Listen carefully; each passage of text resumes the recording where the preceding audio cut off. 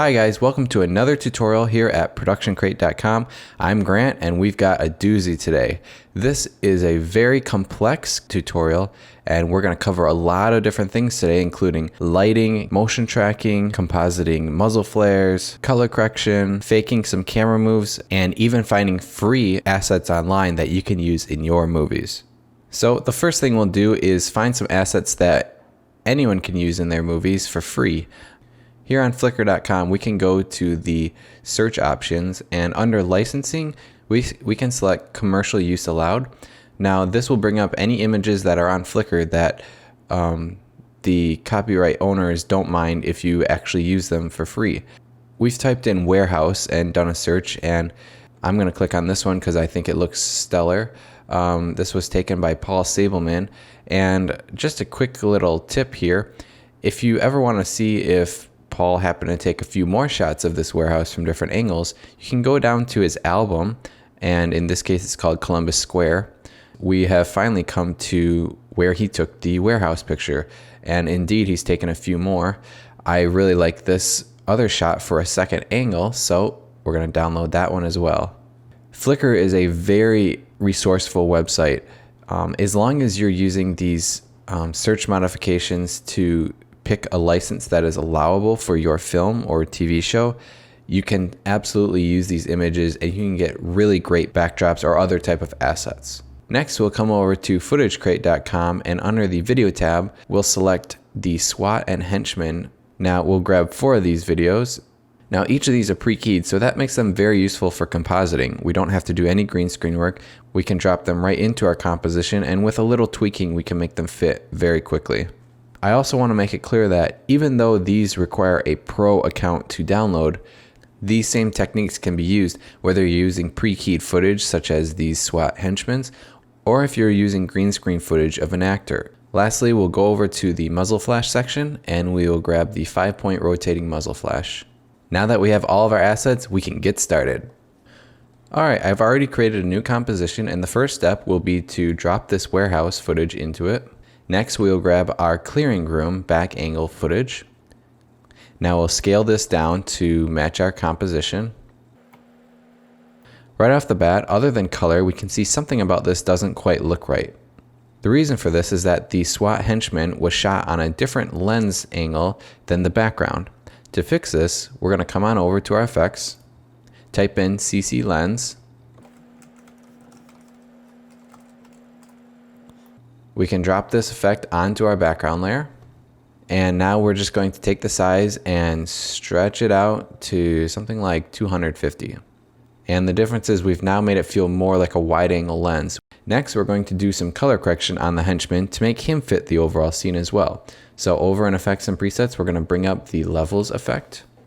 Now the way this levels effect works is you can see exactly where the color data exists in the footage. All of it is condensed down to this small little strip here. So our very first step is going to take this input black and we're going to drag it on over right around to the edge of where that color data exists. Then we're going to come on to the other side and we're going to take our input white and drag that down. Now we won't be able to drag it all the way down to where the color data exists because that just isn't going to look right. So we're going to have to work with it and kind of go by eye here. I'm going to say something like that looks pretty good. Now there's still something about the color that doesn't quite look right. You can come on down to this color channel settings, and with this we can select each individual channel. So we have red, we have green, and we have blue. Now the hope is that if you're looking at red, if this was a black and white photo, the lightest part, such as his belt, is as light as the floor in the other image. And you're going to hope that the darkest point of his pants is as dark as the darkest point in the picture. And everything in between should feel sort of natural. So I would say in terms of the red channel, this looks pretty accurate. In the green channel, it looks like we could be slightly darker. So up in our levels effect, we can drop this down to the green channel. We can just bring this slightly in. Now let's look at our blue channel. This is the most glaring difference. We definitely need to come into the blue channel's dark settings and tweak those. So let's take our blue input black and just crush that down. We don't want to go too far or we'll lose data, but just by doing it that much could do the trick. So we can come back to our color channel settings and change it to RGB, and there right away we can see he looks like he fits the scene more. Alright, right around the 5-second area we're going to cut to a second camera angle. So let's hit Control-Shift-D and we will delete the second half of this file. We'll also do the same for the background layer. I'm going to change this resolution down to 1/4 just so we can work with it a little more fluidly. Now what I would like to do is give this a sort of fake camera motion. So in our sample you saw that the camera kind of pans up as he walks away. Let's go and recreate that. So the first thing we're going to do is select this background footage layer. We're going to scale it up just a touch. Now we're also going to go to the beginning of our composition. We're going to bring this background up as if the camera is tilted downward. We'll select P to bring up our position. We'll set a keyframe there. Then we'll go all the way to the end and we will slide this layer down, holding Shift to make sure we stay straight. Then we'll go to our footage. We'll hit S, as well as holding Shift, we'll hit P. This will bring up our scale and position parameters at the same time. We're going to set keyframes for each. The scale at 51% is what we want to finish our composition with. So let's move that all the way over. And for the beginning of our composition, we're actually going to scale in to make it more of a close-up, something like 60. And for our positioning, we'll do just the same as what we did with the bottom layer. We'll drag this keyframe all the way to the end where we feel it would be best for the last shot. And we'll add a keyframe to the beginning by sliding this footage up. So now if we play this back, it's going to give the feel that the camera was pointed downward on this character as well as the floor, and it slowly rose up to reveal who this character is. Okay, let's play this back at full speed.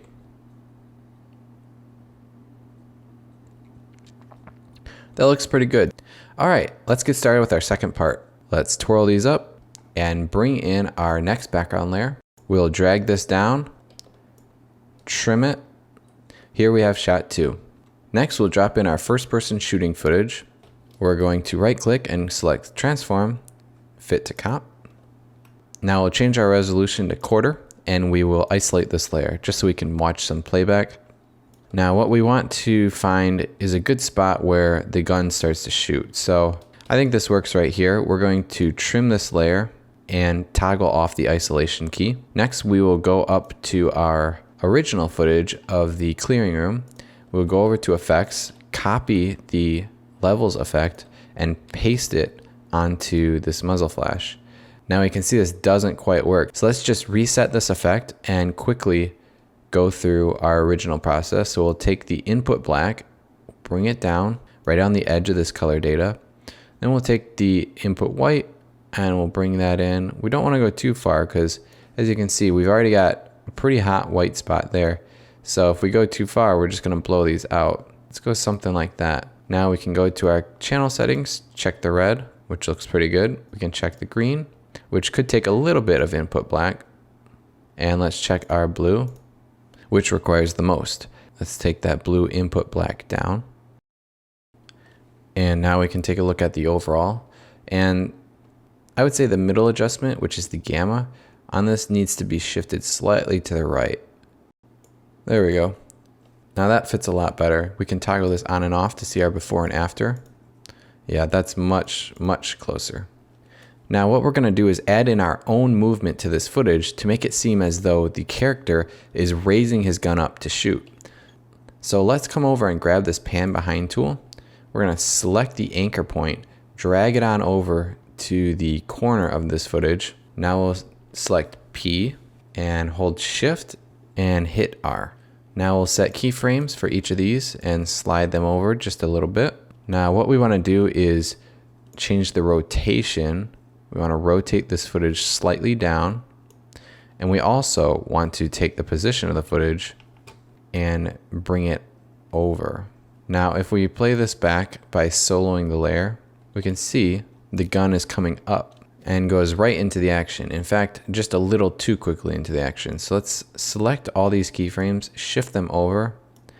Now we can reposition our footage and have our effect start a little earlier on this clip. And now just to make everything a little more speedy and fluid, we're going to select our clips and either hit F9 or right click and choose Easy Ease. Now when you play that back, you can see there's a bit more natural of a fall off in regards to the position and rotation data. Okay, next we're going to add in our henchman. First one we're going to select is the man facing away from us who gets shot in the back. We're going to drag this footage on over before he gets shot. And then we're going to scale the footage down. Now we want to make it seem like he's standing right inside of this doorway. So we'll keep scaling him down. Now we can trim this footage, and we can also just turn off our gun shooting layer. Now let's copy the effect from the gun and paste it to our henchman. And right away we can see we're doing pretty good. I think that since he's standing in the shadow, he has just a little too much luminance happening. So we'll drag our input white down. To make this realistic and make him blend into the scene though, we're going to need to scale and slightly move his position down, because where he's hitting the floor there doesn't quite match up with our ground layer of our footage. So let's go ahead and hit P, Shift S. We'll bring up the position and the scale. We'll set 2 keyframes and slide those over. So we'll start with right before he flies in the air. And we're going to, as he's flying and moving away from us, we're going to scale the footage down as well as shift the footage down. So let's scale that down and just slide it down. Now it looks a bit closer as if he's on the floor. If we play that back, we can see a pretty realistic landing. In fact, I would even say we should scale him down a little bit more and move his positioning down a little bit more. There we go. Lastly, we're going to duplicate this layer and essentially create a shadow for this character on the ground. So as you can see, it doesn't look realistic because we're not seeing the shadow that is on everything else, such as this pole, this rag or garbage. So we're going to take, after duplicating this layer with Control D, we'll select the bottom layer and we'll add 2 effects, Tint as well as Fast Blur. Now on Tint, we're just going to change both of these options to black. And on Fast Blur, let's crank that up to something around 26. Now all we need to do is change our anchor point on this bottom layer so it is slightly offset. You can definitely modify it more than this and get a lot more technical, such as adding deeper shadows around the edges of this character. But for the time being, we're going to roll with a quick and dirty solution. The last step on this shadow layer is to turn the opacity on and off. So we'll hit T to bring up the opacity. We'll set a keyframe where we think we want the shadow to be fully emerged, and then we will turn it off earlier in the layer. So that way when he's standing here, he doesn't have a big old shadow sticking out, which would look very awkward. Now, if you want to take this to the next level, you can certainly add shadows in around his feet, but today we're simply going to move forward without doing that. One thing we will do really quick though, we'll take his color correction on the non-shadow layer and we'll actually crunch this down just a little bit more. That will definitely help with his feet matching in with the shadow on the floor. So you may be noticing something. His gun is floating over this brick. To fix this, we're going to come down to our background layer. Going to hit Control D to duplicate. We'll bring the layer above him. Now we're just going to create a simple mask by hitting the pen tool. We can draw in this layer. And you can see now it cuts off the gun. And we'll just fine tune this really quick. Hit F to bring up the feathering amount and we'll change that to 2. Now you can see as the character lets go of the gun, it looks as though it's flying back behind this brick wall. So before we move forward, we're just going to turn on our shooting layer and drag it to the top. And we're going to just double check to make sure the timing of everything aligns. So we can change our resolution to quarter. We can isolate these 2 and we can watch to make sure as the gun shoots, the man falls. And in fact, right now our timing is slightly off. He's falling a few seconds too early. So let's select both of these layers of this henchman and we'll shift them to the right. And now as the gun shoots, he falls right down. And then we'll just extend the edges of these back out. Now let's get into the fun stuff, which we all know is adding the muzzle flash. Before we can do so, however, we're going to need to motion track the tip of this gun. So what we're going to do is double click this footage layer. We'll come on over to Tracker and we'll select Track Motion. Now all we want to do is track the tip of the gun. So we will drag this on over and let's set it right around there. I'm going to let it track forward and I'll be right back once it's finished. All right, now we finished our motion tracking and we've got a pretty good track going. So what we're going to do is create a new null object in our composition. We can trim this to match. And now in the tracker settings, we can click Edit Target and select the null to and apply. Now this is adding the tracking data to a null object, and null objects are basically a position tool only. They won't render. This is just a box, but it's simply used to add keyframe data. If we hit U on this layer, we can see the position of this null will be shifting around following the tip of our gun. We can actually just turn it off for the time being, and what we're going to do is parent different layers to it. So let's come on over and bring in our 5-point rotating barrel muzzle flash. We'll drop that in just above the first person shooter, and we're going to figure out where it lines up. So let's isolate just the first person shooting layer and determine where the gunshot starts. So right around here. So we can bring our muzzle flash over, isolate that layer, now slide it in. Now what we can see is actually on top. So we're going to move it below and just slightly scale it down. Now all we have to do is parent the muzzle flash to the null object and watch what happens. It follows it right with the tip of the gun. So we can play that back and see just how smooth it looks. Now we're going to do just a couple things to help sell this effect. The first thing is we're going to come on over to the effects, type in hue and add that to our muzzle flare. Now we're going to change the hue of this more towards red. We want it to be kind of that golden look. I'd say right around 16 looks good. Now we're also going to create a new solid, and we actually want this to be that gold look. We're going to try and match it our best here, but bring it up to super bright, and we're going to select OK. And let's call this flash.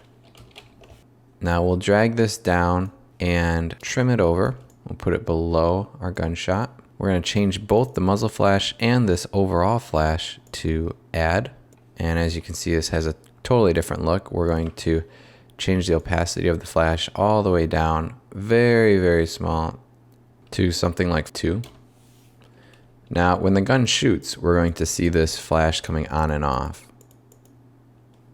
To properly match that, we need to set up some keyframes. So we're going to set one at the opacity 2 right here. If you hold Control and hit the over key, you can move one frame over at a time. So we're actually moving backwards right now. We're going to select this 2 and set a keyframe to 0, move back a frame, set another one at 2, move back a frame, 0, and then we'll mix it up a little bit. We'll make one 3 and move back and select 0. Now we'll come back to where we started and we will hit Control over and we'll move one frame forward, select 0 again, and we'll just repeat this process all the way until this layer is completed. And once we've reached the end of the muzzle flashes, obviously we can stop with that. So let's just trim this layer so we know kind of where it starts and stops. And we can come up and select split layer and delete the second half of this.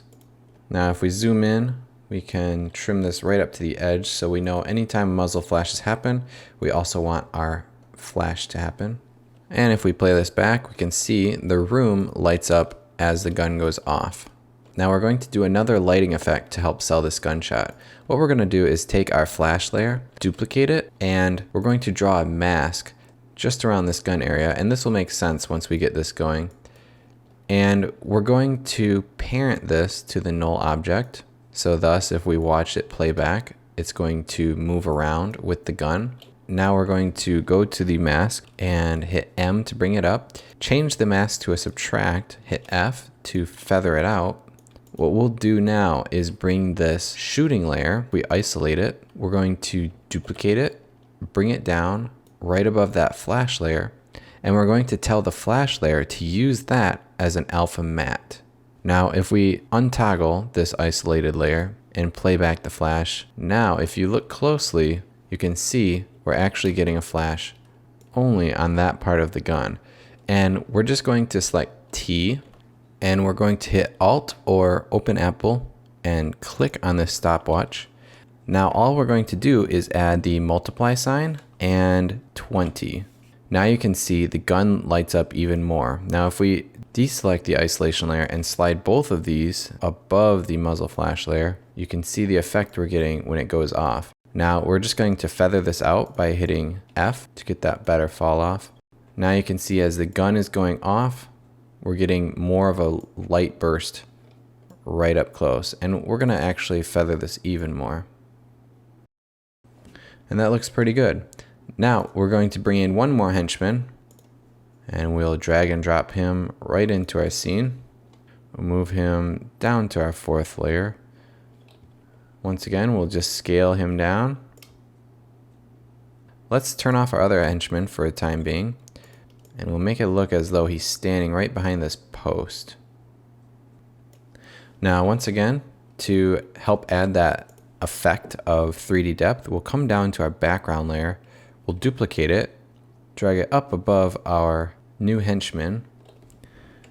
We'll select M. We can actually take this mask layer and just shift it on over, and we can reapply it, except for this pole. We'll just change the position of it. There, and now we've got that look as though he's actually hiding behind that pole. We can select G to add another point in and slide this over. There we go, that looks pretty good. Now let's just copy the color effect from our first henchman and paste it onto this henchman. We're looking a little dark, so let's drag the input black over, and let's also open the gamma up a little bit. That looks pretty good right there, but I'd say let's drag the input white in, because this guy's standing a little bit more in the light. There we go, that looks pretty good. Now we want to coordinate this actor's falling with the second round of shooting. So we'll isolate both of these layers, and if we play it back, we can see right around here is when our hero's gun starts to shoot a second time. So let's just slide this actor. In fact, this is pretty close. Yep, we actually nailed it. So we're just going to leave it right where it was. Now, very quickly, as the actor falls, we're going to shift his position and scale. Let's isolate this actor as well as our background. Hit P, Shift, S. We'll set a keyframe for each. And once he drops, we will shrink him as well as move him down to the floor.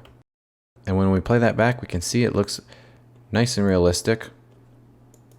And if we also toggle on our mask layer here, you can see it looks like he's right behind that post as he falls. Cool. So the last thing we'll do for this actor is add in our shadow layer. So we'll duplicate this footage, go down to our other shadow layer, copy the tint as well as the fast blur, paste. Now we're going to hold shift and hit T. We're going to set our keyframe for opacity at the full amount as he's just hitting the floor. And we're going to set the opacity all the way down to 0 before he starts to fly. So sometime in between flying, that shadow comes out. Now just to help reveal it more, let's change our resolution to full. And we're going to hit A to bring the anchor point parameters out. Let's just shift this slightly. Now it looks a little strong, so let's actually change our brightest opacity to about 81%. Now once again, this is quick and dirty, so you are always more welcome to fine tune these and make them a bit more believable. The last step that I would do for this character, his resolution is a little too high, so let's go up in our effects, select fast blur, drop that in, and let's just slightly blur this character. 4 looks pretty good.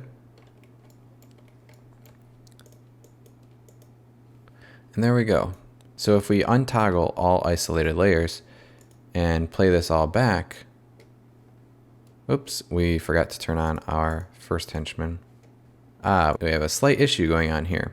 What we want to do is select the henchman, his shadow, as well as the background, and drag that all above the second henchman we dropped in. Now if we play this back, it's going to be a little bit choppy because we've got a lot of stuff going on. So we'll turn it down to quarter resolution. We can see on the gunshots, the first henchman drops and reveals henchman number 2.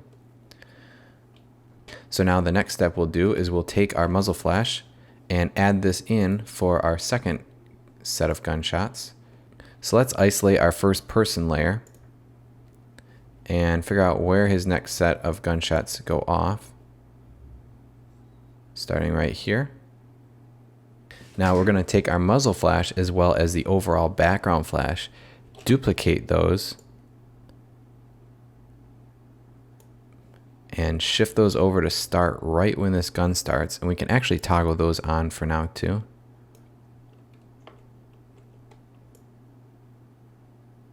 Now the muzzle flash is still tracked to the null object, so it's going to move accordingly.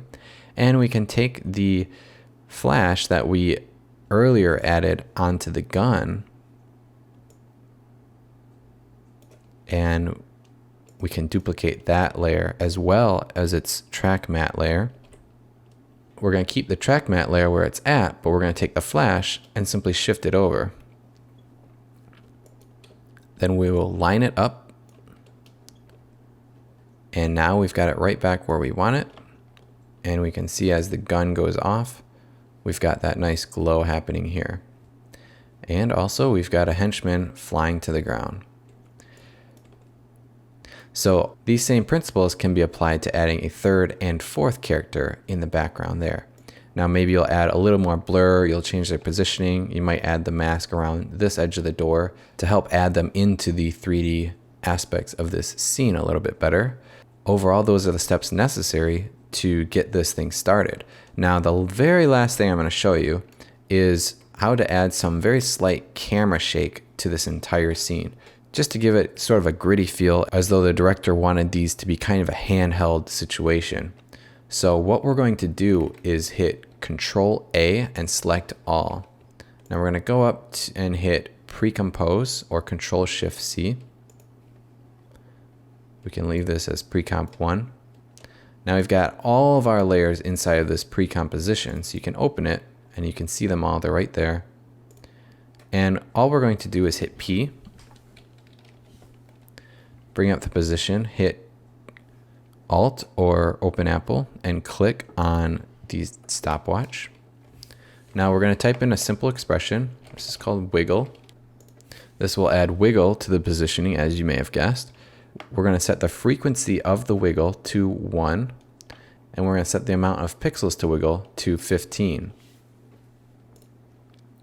As you can see, this wiggle actually moves the footage around in the composition.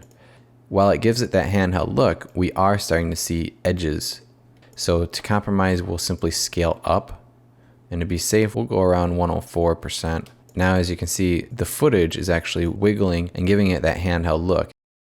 And the last step would be to simply render this out. So there you have it, folks. That was certainly a big compositing tutorial. We went over things such as finding and locating assets from sites like Flickr.com that can be used to find licenses that suit your needs of your production. We also used the ProductionCrate Henchman as well as Muzzle Flash. And just like with all of our tutorials, even if you don't have a pro membership, you can certainly apply these same principles to your own footage that you may have shot yourself.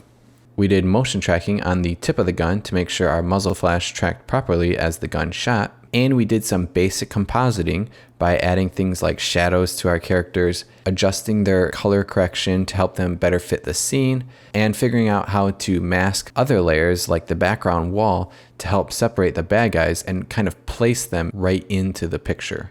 So I hope you guys learned a lot, and I look forward to seeing what you may have come up with yourself. As always, I'm Grant with ProductionCrate.com, and we'll see you next time.